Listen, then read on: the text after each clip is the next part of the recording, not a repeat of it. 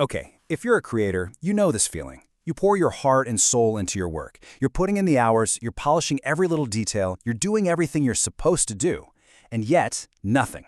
Your growth has totally flatlined. It is one of the most maddening feelings out there. But what if I told you the problem isn't how hard you're working, but where you're looking? Let's get into what's really going on here. So, I want to tell you a story about a creator who was stuck in that exact spot. I mean, this guy did everything by the book. His clips were slick, the captions were perfect, titles totally optimized for search. He was checking all the boxes. And then, one day, it happened.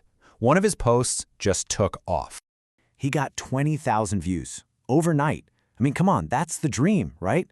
That's the moment every single creator is grinding for. That sweet, viral validation that tells you, hey, people are finally seeing my stuff. He must have been over the moon.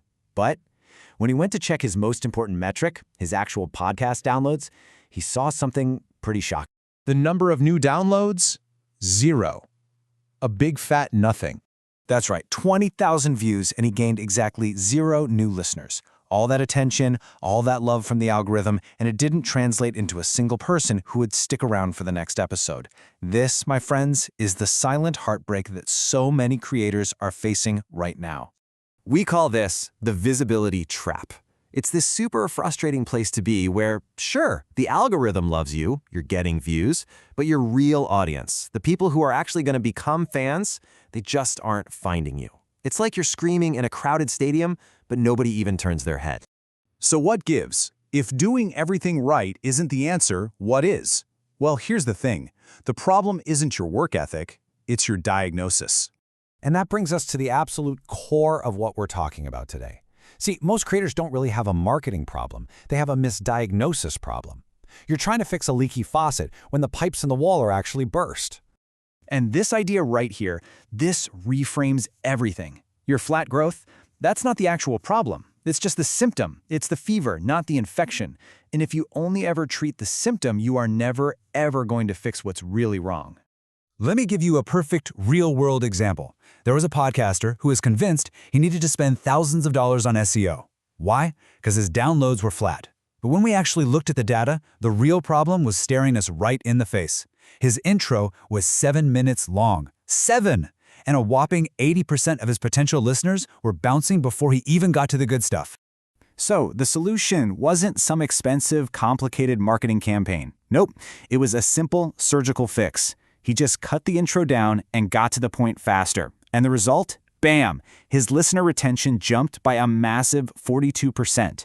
No ads, no fancy rebrand, just the correct diagnosis. So this is the key. It's all about finding your real bottleneck. And to do that, you need a system, a framework.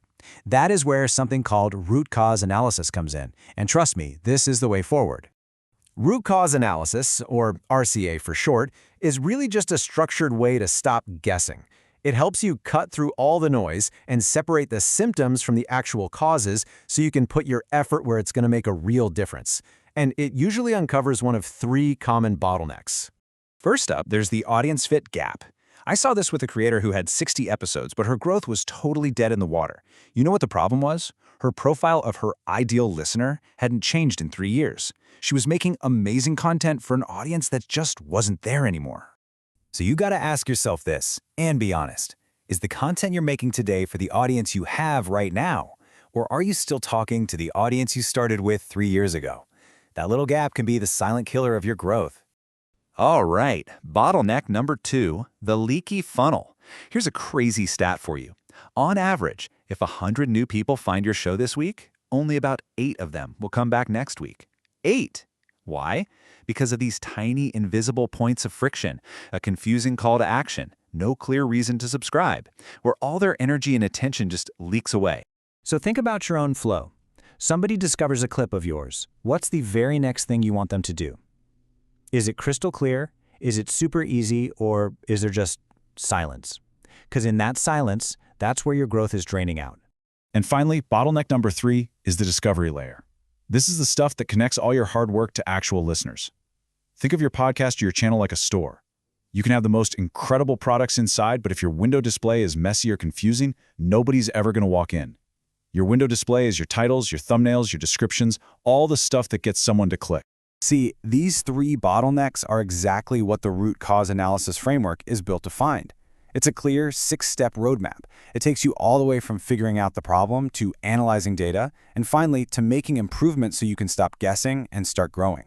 But hang on, because finding the problem, that's only half the battle. The single biggest mistake I see creators make is they find a fix, they implement it, and then they stop.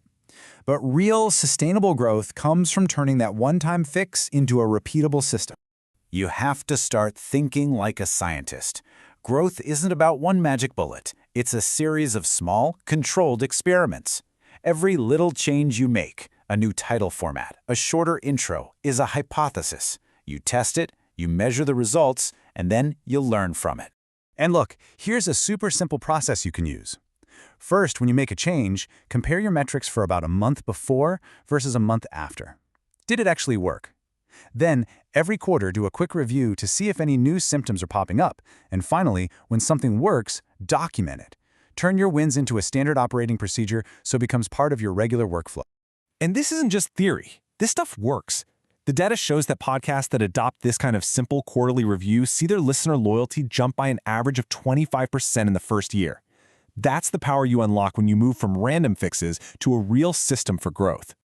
And what all this leads to is a huge mindset shift.